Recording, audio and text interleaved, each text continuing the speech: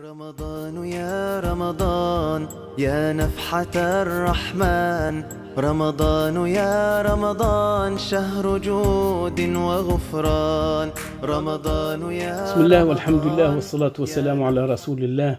Mes chères sœurs, mes chers frères, salam alaikum wa rahmatullahi, avec aujourd'hui une nouvelle personnalité. Il s'agit de l'émir Abd al-Qadr. Le monde arabe ne cesse de nous offrir des personnalités rares qui ont su écrire l'histoire avec de l'or. Parmi eux, on trouve des sommités dans les sciences religieuses ou dans les sciences linguistiques ou dans les sciences tout court. Des personnalités hautes se sont distinguées par leur érudition ou leur sens politique et patriotique ou par leur abnégation dans l'intérêt public.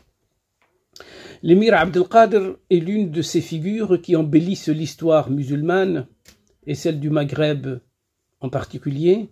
Notre devoir est de lire leur biographie afin de méditer sur leur façon d'être, ils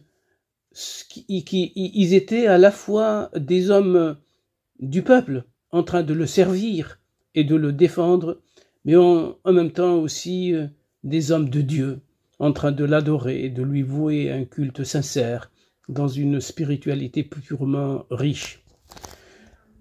L'émir Abd al-Qadr, c'est un résistant vaillant, un combattant infatigable, plébiscité par les Algériens pour les guider dans la résistance contre la colonisation française. Sa vie peut être subdivisée en trois grandes périodes. La période de l'apprentissage des sciences et des différentes contrées du monde arabe à l'époque, la période de la résistance et du combat, la période de l'emprisonnement et de l'exil. Il est né dans un petit village de Qitna, pas loin d'Oran, le 25 septembre 1807. Il avait débuté son apprentissage dans la Zawiya dirigée par son père en tant que chef de la confrérie al-Qadiriya, où il a terminé la mémorisation totale du noble Coran. Il est parti continuer ses premiers apprentissages chez le savant Ahmed ben Tahr al-Bitiwi à Arziou. Puis il est allé à l'école de Ahmed ben Khouja, le savant oranais qui lui a parfait ses apprentissages. Il a fréquenté aussi les cercles des autres savants oranais tels que Cheikh Mustafa al-Hashmi et Cheikh Ben Negrid.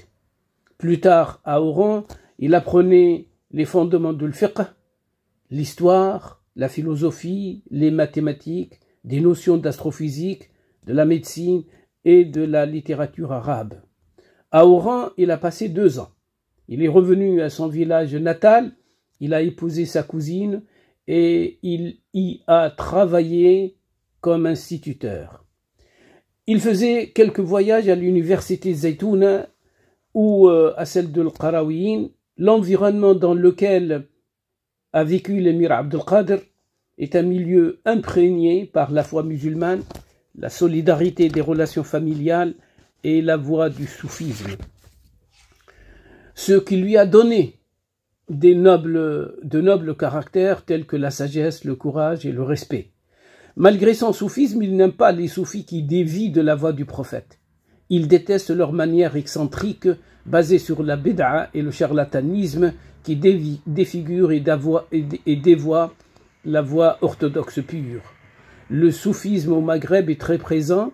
Les savants ont su prendre dans le soufisme son essence spirituelle et rejeter tous les accessoires infondés qui altèrent sa pureté. Il aimait l'équitation, la natation et les joutes au sabre. Il est extrêmement propre.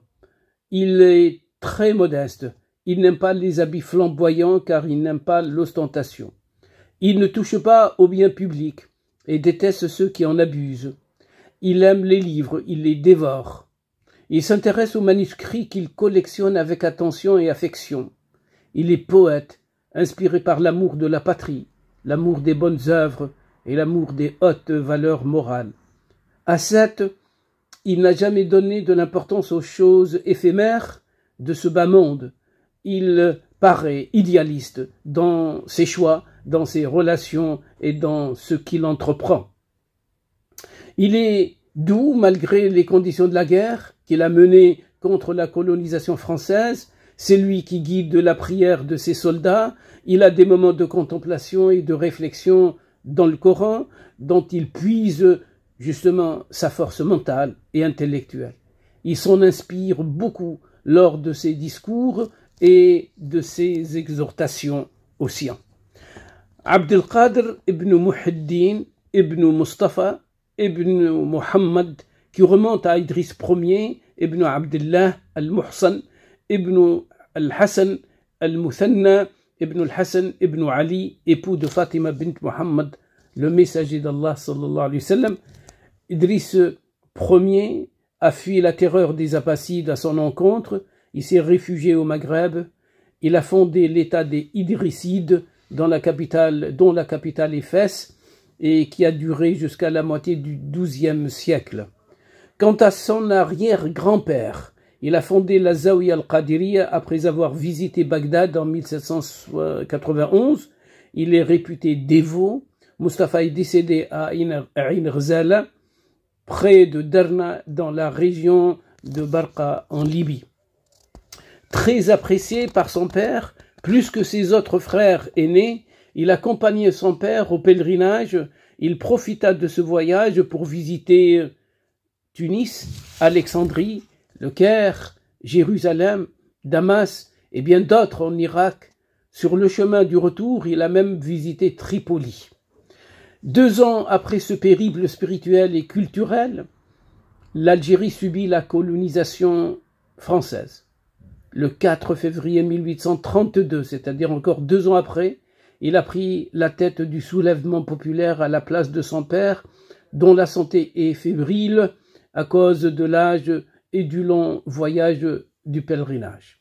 La vie d'Abdelkader a commencé à prendre un sens et de l'ampleur que lorsque il a accepté de commander la résistance contre la colonisation française.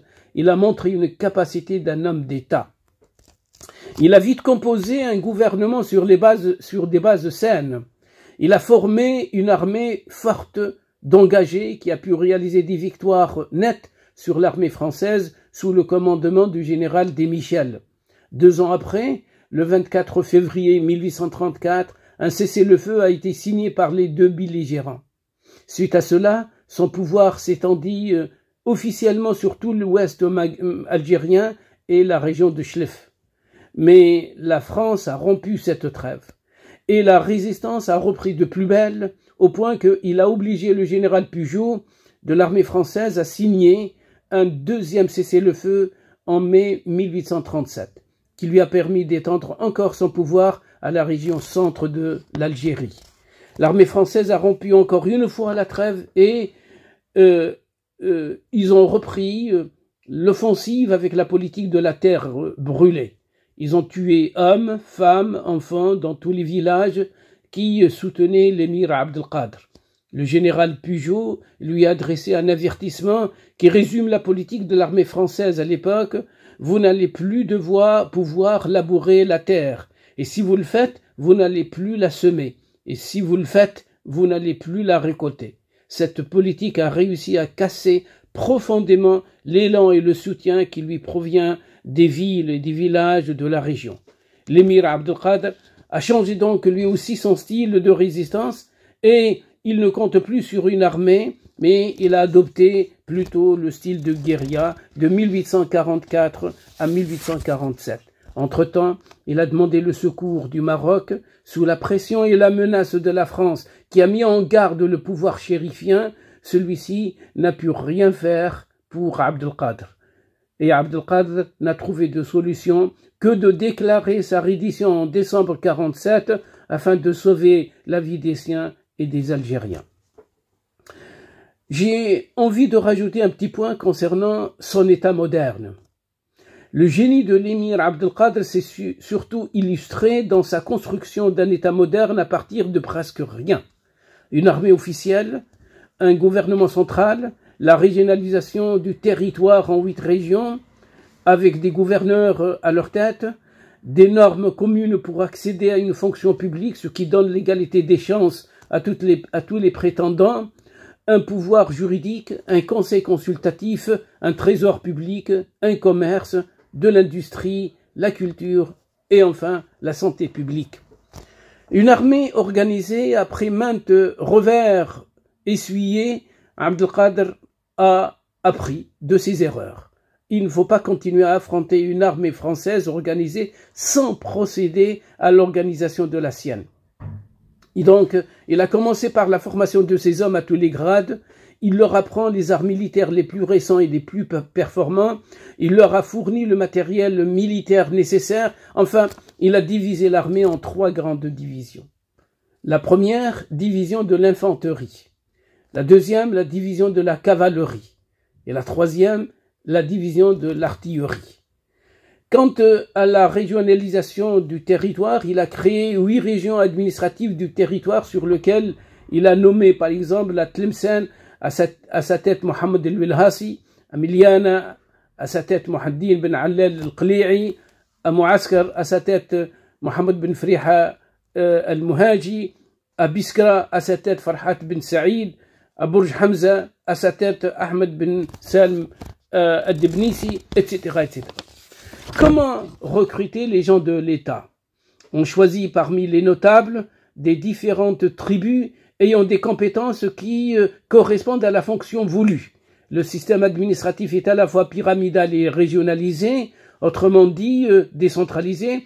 Autrement dit, chaque chef de région a tous les pouvoirs à l'instar du pouvoir central. Chaque région gère son trésor, gère son armée, décide des nominations internes, récupère les impôts.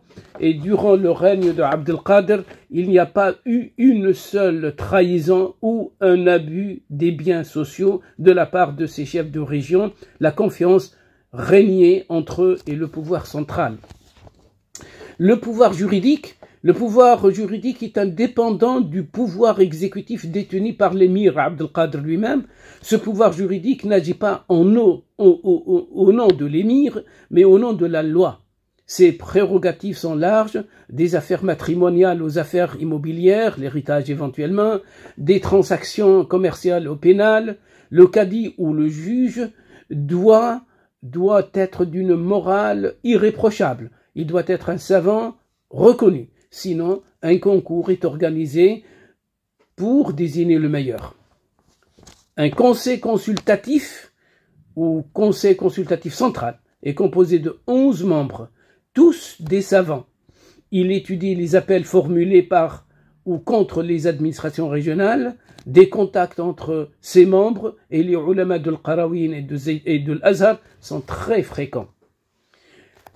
Le trésor public, l'économie vise à subvenir essentiellement aux besoins de l'armée, puis à celles des couches les plus faibles, des pauvres, des nécessiteux. Ensuite, pour payer les salaires des fonctionnaires à tous les échelons. Enfin, pour les intérêts communs. L'État récupère 2 fois par an la zakat, ainsi que le 10e des récoltes. L'émir a frappé une monnaie en son nom qui est restée valable même après sa reddition. Ce n'est qu'en 1849 que cette monnaie a été retirée par les pouvoirs de la colonisation. Le commerce prospère grâce à la sécurité répandue partout sur le territoire qui se trouve sous le règne de l'émir. Les sanctions sont dures à l'encontre des pilleurs des caravanes et de ceux qui suscitent l'insécurité des routes et des marchés. L'enseignement est prodigué par les zaouïas. L'émir Abdelkader a mis comme objectif d'instruire le maximum de ses citoyens. Petit à petit, on s'achemine vers un programme éducatif unifié. On ne se contente pas d'apprendre le Coran, mais dorénavant, on apprend plus la lecture, l'écriture, les mathématiques. Et Abdelkader a insisté sur la gratuité de l'enseignement. L'industrie, il a mis en place une politique industrielle qui se base sur l'autosuffisance en termes de matières premières. En 1839, l'émir a pu exploiter 2000 quintaux de fer et 200 quintaux de cuivre. On a découvert un gisement de plomb et un autre de soufre, des ateliers pour la fabrication des armes nécessaires, d'autres pour le textile et l'importation du Maroc. Enfin, la santé. Il a créé des dispensaires, un peu partout dans son État. Pour chaque dispensaire, on nomme 4 médecins compétents. À leur tête, le plus renommé d'entre eux. Dans ces hôpitaux, la priorité est donnée toujours aux blessés de l'armée. Enfin, après une longue vie consacrée à son pays, l'émir Abdelkader, dans son exil, a rendu l'âme en 1883 à Damas, sa terre adoptive. Son corps a été rapatrié en Algérie en 1965. Salam alaikum wa rahmatullahi wa barakatuh.